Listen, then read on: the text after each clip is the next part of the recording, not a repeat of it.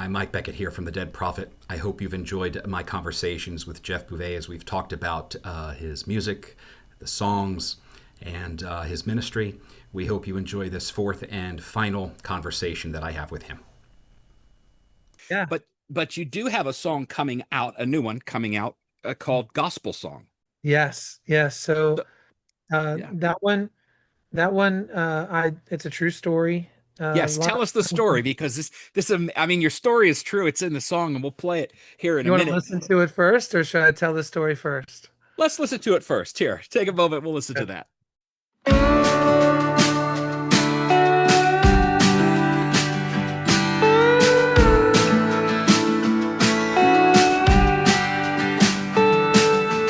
I tried out for American Idol, made it through the hardest round. They picked me out of thousands of people. They must have liked the way I sound. But just before the next audition, the boss came out, he was on a mission. What he said had my head spinning, told me how it goes. He said, they don't want to hear your gospel song. You're getting too pushy and they won't sing along. Everybody's gonna stare like you did something wrong. They don't want to hear your gospel song. Yeah, that really happened. True story. Looking at this world, my songs are needed. I couldn't understand why they couldn't see it. That's why I'm out here all alone just singing, 'cause everybody needs a gospel song. So I found a new stage and I raised my voice, stood like a man, made my choice. Watched tears start streaming at the joyful noise. They all started singing my gospel song.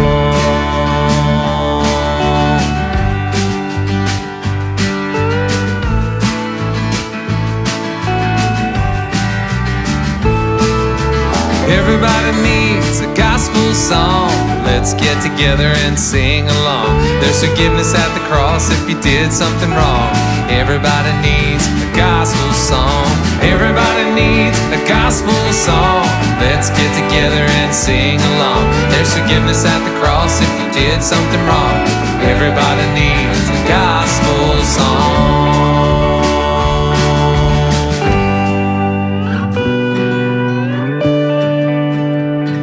Gospel song.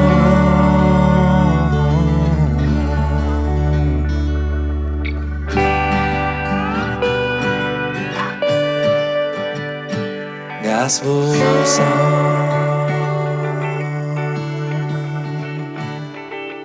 No one was hurt, nobody died. They all praised God, I guess the devil lied.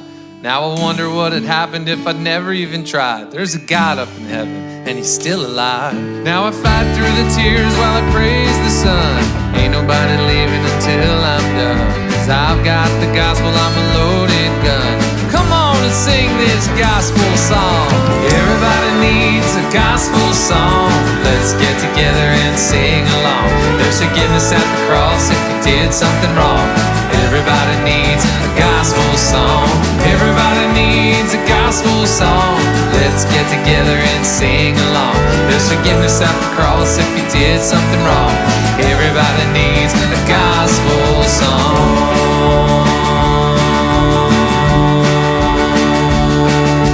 We all kept singing for another hour. Everyone felt the Spirit's power. Go ahead and try, prove me wrong, but everybody needs a gospel song.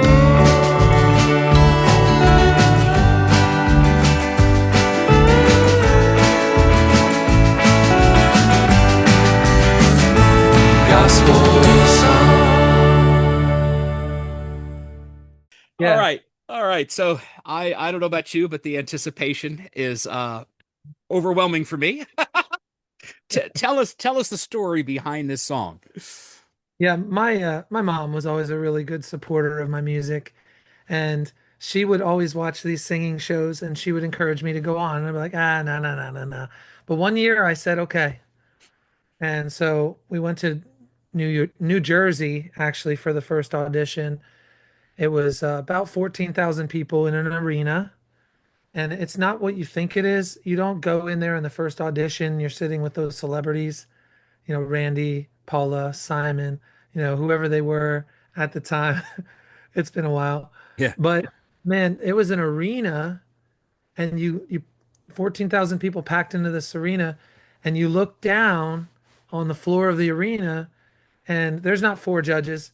There's 26 rows of judges, two or three judges at each table, and 26 rows of people being cattle shooted through into these 26 rows. And they tell you ahead of time, you know, when they say step forward, you sing. It's only going to be about 20 seconds. If they want to hear more, they'll ask you to step forward. You sing another 20 seconds. If they cut you off, don't keep singing. So it's like you sing, you sing, you sing, stop, you sing. Okay, you three go back, you step forward, sing. That's basically how it is. Wow. And so I made it through that first round. And that's why I say it's the hardest round, because it's 14,000 people.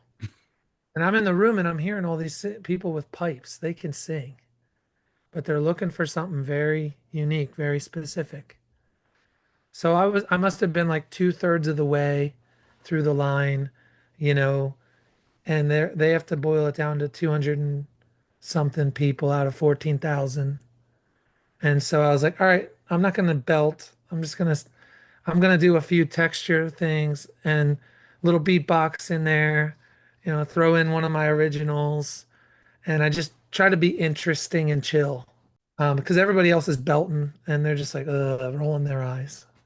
So I got through the hardest round, what I believe is the hardest round, just strictly from the odds, and we get to the second round, and they have us divided up in this Chelsea Piers in New York City. And there's about 140 of us, 150 of us in this room.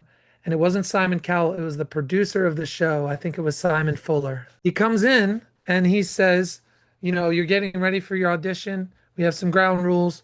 First and foremost, don't sing your gospel song. We don't want to hear it. It's pushing religion down people's throats, and we're not going to do that. And then the second thing was, memorize the words of this song. It may or may not have any indication or any impact on your audition, but they throw a new song at you to see how your memory is. They want to see if you can memorize lyrics quickly, because some people struggle with that. After he said, don't sing your gospel song, I was so frustrated. I'm just sitting there going, come on. That's ridiculous. Like, I'm upset. That's not pushing religion on people. That's just me being the real me. You want the real me? Or you want me to go out and sing some Elvis or something? Like, come on. So they basically cut my legs out from underneath me in that second audition by saying that.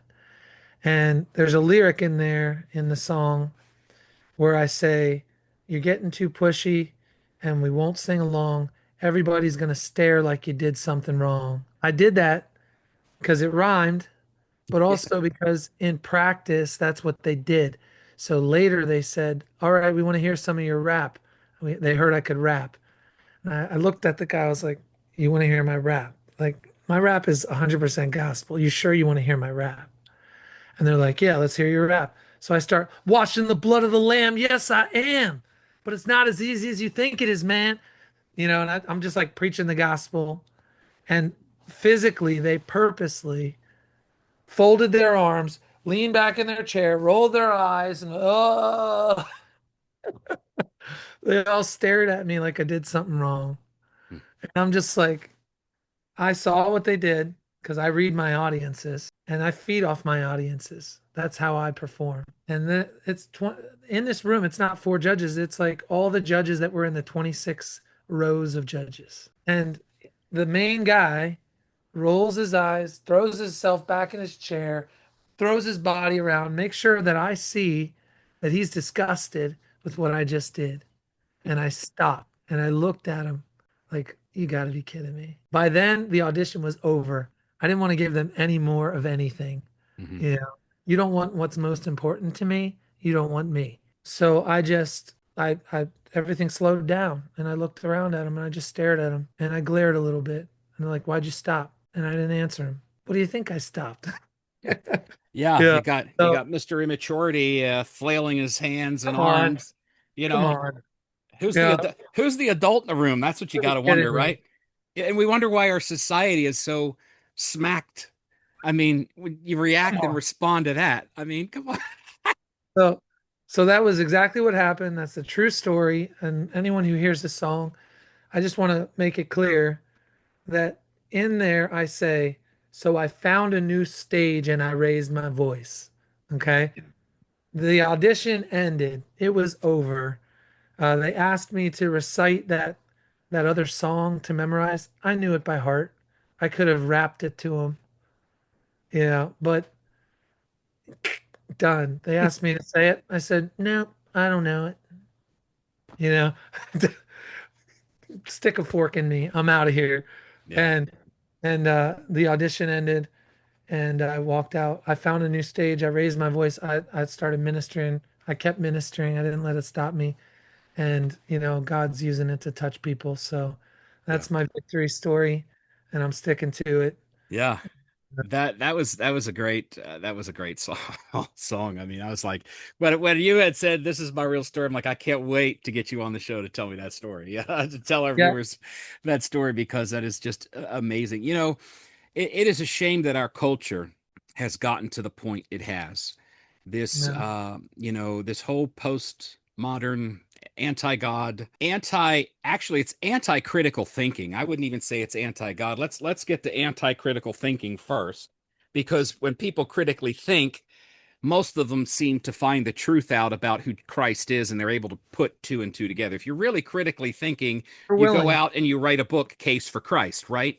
And so you're changed when you're starting to look at the possibilities of this guy named Jesus dying for your sins. Yeah, So I think in the essence, people just don't like it because they know that the message of the gospel is truth. And if they believe that message, they're going to have to change themselves to sure. fit the mold of what God would say is a life of holiness and sanctification. And people don't want to do that. And it's really, the gospel's offensive. The gospel's offensive because it's genuine love. It's genuine love. And people just can't grasp this idea that why would someone lay their life down for me? But we have this Jesus who did. And society doesn't know how to handle it anymore because we've asked God to leave our public school system.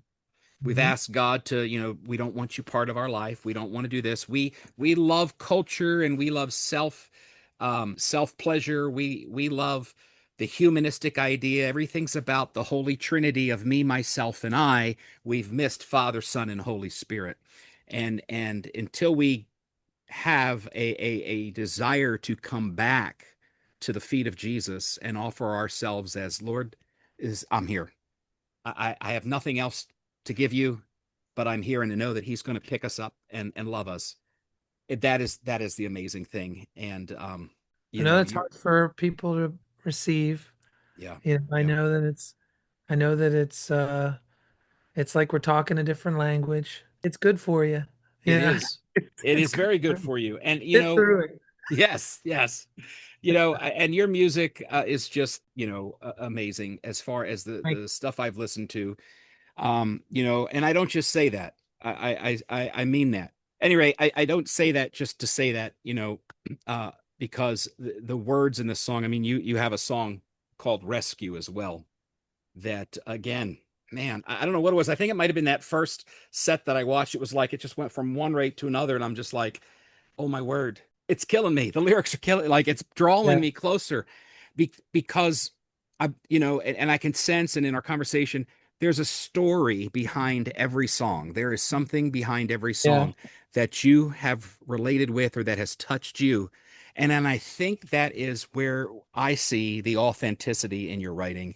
It's because you're really bringing your experience and your heartfelt love of God to the table.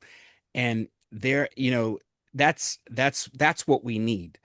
We don't need the $10 million artist who sells a million records who is making music just to make it successful in the industry. We need somebody who really can sense the heart of God, and in the words and the lyrics that you play, express that in a way that's going to touch somebody's life. Yeah, and I was just thinking about this with the way the industry's gone. God has a tendency, and he's so brilliant, it obviously goes without saying. He has a tendency to use all that crazy to shoot straight with those crooked sticks. Yeah. And I want to stand before him and be I don't want to stand before him, and when he assesses my work, I don't want to stand before him and have him go, look at all I was able to do through that global impact in spite of you. Do you, Hmm. do you get what I'm saying? Yeah. Look what I was able to do even though you were, you Yeah. know, a mess. I want to be able to hear him say, I'm proud of you and well done, my good and faithful servant. Yeah. And I know there's theology that, we're covered in the blood. He's not going to see you and what you did. He only sees Jesus. Okay, that's the propitiation. But in heaven, there's rewards, and he knows our heart. And And the we got ones the we got to ones who get have the real. crowns and the gems down here may only have hay, wood, and stubble. Yeah. And it's I Yeah, mean, that's the reality. And there's a reason Jesus says it is much harder for a rich man to go through the eye of a needle. true. It, It's true. it's because, again, going back to what we were talking earlier, Bert, we've idolized Christ with something else. Mhm. And in doing that, we've totally missed the mark. Like I said, your music is just what I have heard has just been such an encouragement to me. There Me have been, too. yeah, songs It's that been an encouragement to me because he gives yeah, me this stuff and I sing it and it keeps reminding me, great. I need these songs. These Yeah, songs, they're yeah, important for me and I got to amen. keep singing them. So, what would you say to our viewers today? That because they're going to have heard three songs so far Yeah. of your songs, and your new release that is out. I should say, right? It's out Yeah. now. Everybody Needs a Gospel Song came out. I think was it 43 days ago? Yeah, it was just in January. Yeah, so it Yeah. wasn't very far Yeah, back. it's fresh, it's new. Yeah, It's my strongest song right now, popularity wise, because it got on a playlist. Let me give a shout out to a playlist, Real Christian Country. And I'm not known as a country singer, but it got on a country playlist and people started to listen to it, and it's getting some plays. Who knows? Maybe people will come to my page and hear the rest. yeah. He ain't country. He's rap. He's James Taylor. He's the one song, "Oh You Can," I think it is, that you did. Oh. That Man, you're one. going deep. You're getting the B side that normally people would think are the B side, but to me it's like the A side.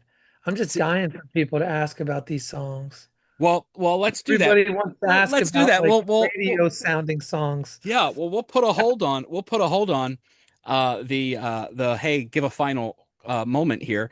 Tell Yeah. me about that song, because when what hooked me into that song was when it started playing, I had to pause because I'm like, that sounds like James Taylor. I'm just going to be honest with you. Like the first 13 seconds of you playing the guitar, I'm like, is he going to do a James Taylor style song? And then when you started singing, I'm like, you've got me hooked because I'm a big James Taylor fan. I mean, I love James. I usually will always listen to worship music and radio music, but sometimes when I'm kind of having like a down day and I'm like, Yeah. I just need to like clear my mind, I'll put in James Taylor's greatest hits because I just like the rhythm of the music that goes with it. And it's like I need to have that for a while. But when I listened to that song, I was like, oh my word, blew my mind, and it again spoke to my heart. I Tell have me to tell about you that song. something. I have to tell you something that might blow your mind a little more. Man, it means a lot that you're appreciating this song. Thank you. It does. Yeah. I'm a spontaneous songwriter, and I promise you, man, that song it's a complete 100% spontaneous. It happened.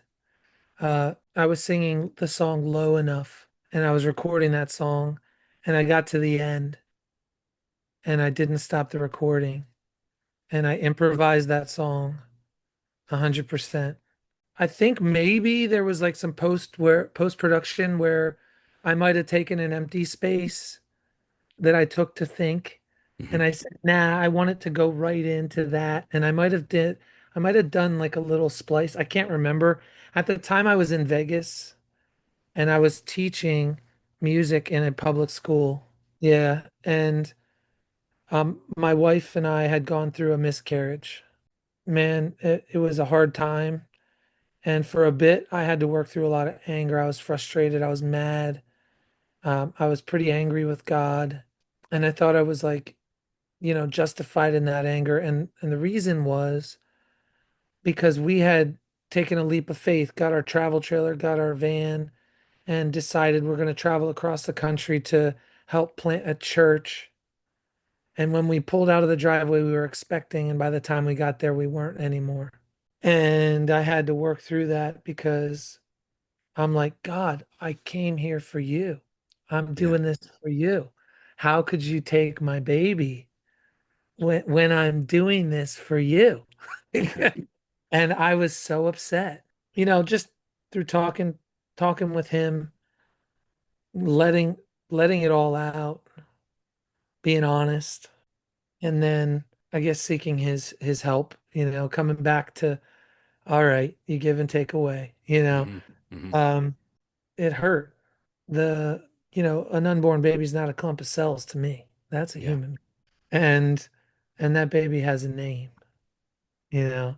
And so, man, we spent some time, mourning, sitting in the presence of the Lord. And he always provides these seasons of rest, these Hmm. havens of time where I don't have to be busy, that I can rest and recoup. He always does. And he always provides my every need when he does. And that was just a prayer, an honest prayer. And I remember when I was improvising that, I'm like, and I understand you. Actually, I don't at all. And when I sang that and I showed that to a buddy of mine, he flat out laughed so hard. He's just like, "That's so you." Like, that's so you. Like, and when I told my dad about that song, I played it for him and I said, "Would you believe that I got that in a spontaneous instant?" You know, um, he's like, "Wow, in that context, this is a masterpiece. I've Hmm. never heard anything like it." And he said that, and I'm so it blesses me to be asked that question Yeah. because it helps me remember uh, some of the most disappointing times, but God was right there. Yeah. Well, I said, And that song is proof. yeah. Well, when I was going through all your songs, I was just, Yeah. I was trying to listen to all the ones that were singled. And then I was Yeah. like, all right, he's got these sections of where he's live. And like I said, several of these songs are on there. And I just, I would hear you kind of introduce the song. And then when you guys got into it, all of your instrumentalists, you could feel the urgency to want to get the message through the song to Yeah. Yeah, that's everybody. I true. mean, That's true. whether the drums, whether the bass, the electric, even when you went to the piano, I think a couple times up there, I think that was a Norg, which was one of my dream pianos. Oh yeah. It wasn't mine. It was a house piano, but Okay, it yeah, was a I've been. nice. All right, the I church we're love at it. now has a Norg Stage 3. I'm like, oh, I have been wanting one so long, but I can't afford it. I still have my Alesis QS8 from 30 years ago. Uh, I mean, I have my piano upstairs, which I play, which is fine. But it was just like there's this urgency in the band, like every instrument, you could tell and obviously from what they had to play for, but there's an urgency that this message of this song is important. And then when That's you true. You can feel that. The whole yeah, band believes in the music. and then when you would transition to another song, that urgency just it didn't stop, it just Yeah, continued to grow. It was just really, it really touched my heart. And like I said, that one that had all three of those, the healed, now is the time, the vine in there, that section just really touched me as I was listening to it it's on a good. Sunday evening. So I mean, your Got a music great is, group of guys. They're yeah. they're really amazing. Will, the drummer, is a big key piece of that. he and I are tight, and Yeah. he follows me to a T. And all the rest of the other guys, they're just like, oh, well, I can lean on that, Yeah. So he and I lead strong together, and I can add anybody in there, and Yeah. it'll flow, Great. So Great. yeah, I know a lot of really great musicians with good hearts, Good. strong believers in Christ, and I've been growing that group over, the past decade. Yeah. That God provided them, and they're Yeah. all really close and great friends. Great. So what would you say to those listening to us today as we're talking about these songs, we're talking about the message behind the songs, and we're talking a little bit about your life experience as well. What would you say to somebody who's listening today that would encourage them to really not give up? There are times in people's lives where, lives are shattered due to either somebody else, not doing what they need to do, or God just has another plan, and sometimes the only way He can uh, get that plan to take place is to change your plan drastically because apparently you don't listen to his messages, what he says. What advice would you have, and how can people use these songs that you write to help them on that journey? Because the message in your songs is powerful. There's a powerful message of redemption and the love of Christ in your music, and that's what captured me right off the bat. That's why I was like, I need to get him on the show and talk about that. I'm glad we got it. I'm glad we're doing it. So you mentioned the song Rescue. That's a helpful song for me as well because it often we hear whatever other people say about Jesus, but when you really break it down and you spend that time in the Word and you spend that time hearing what he would say, what he wouldn't say, and seeing how he rolls, that song is my attempt to, lyricize how I experience him based on deep study of what he would really do and say, Mm-hmm. and how boss that is, how amazing that is for how he behaves and what he does. And often as a Christian, I'm often told, you know, oh, you're really coming in strong, you need to demonstrate more kindness, or I get rebuked by other Christians because I said something that's not the way they would have said it. And it's like, do you realize the Jesus we serve? Like, do you realize how he said things? Like, the vast measure of his love is not in a box. Like, you can't chip away all the rough edges of Jesus, and you can't do it to me either. And I think you should be encouraged by that as a believer, that when you know Jesus, when you put your time in to really work out your salvation in the Word of God, you'll stop taking advice from everybody, and Mm-hmm. you'll stop giving advice too, Mm-hmm. and you'll actually start basing your whole MO, your whole method, your modus operandi. All your advice giving will start to shrink, and all your advice getting will start to shrink. We are such people pleasers. We Yeah. just want everybody to be happy with us, so we can get followers and likes and shares and blah blah blah. We want everyone to say good fluffy things at our funeral, like I mentioned before. Don't live for that. Yeah. That's a waste. Yeah. Know the true Jesus. Know his word. Stop giving advice. If your advice isn't based in the Bible and what Jesus would say, run Yeah. from it. Yeah. Everybody flocks to Oprah, Yeah. or the latest person, Mhm. Dr. Oz, or, you know, um, Dr. Phil or whoever, right? Dr. Phil, or Joe Rogan, or I don't know, whoever it is. It's all a bunch of wash when you Yeah. break it down. Stop following all that nonsense and all the hype. There's a lot of leaders that I like. There's a lot of people that I appreciate, and I'm like, wow, I like the way they're doing things, but ultimately, I'm still testing everything they say and do with the Word of God. And I think that if we can let Jesus inspire us instead of trying to be inspiring, sit at his feet. He's the one that's inspiring.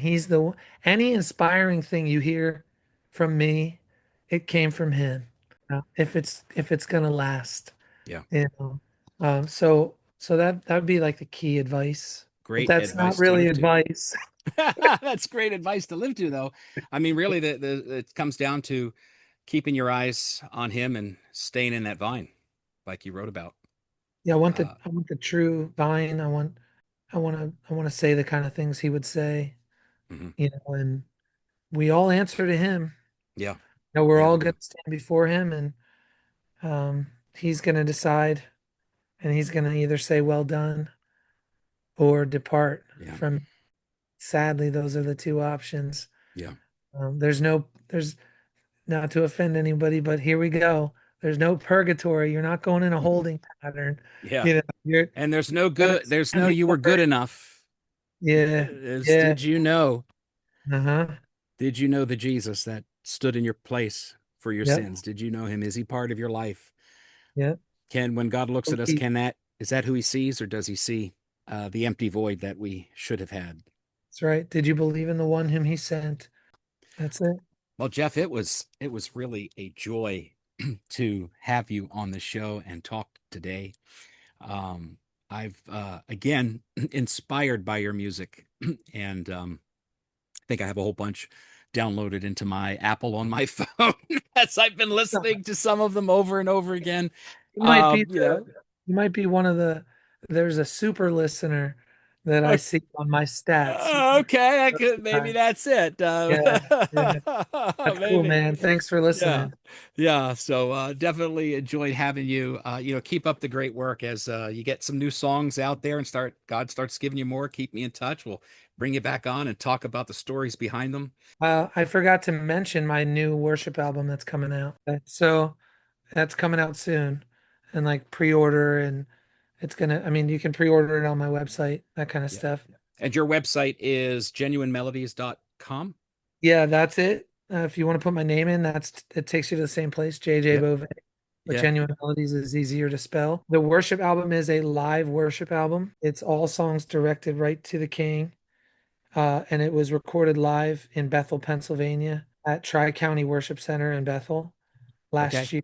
It was fully live. Then we added some bass and some electric guitarists in post, and all those songs. There's some covers in there. I rarely do Christian covers. There's some pretty known covers in there. At least, well, almost half the album is original worship, but the one that I'm really wanting people to hear is called Written in Heaven. We named the album after that song, Written Nice. in Heaven.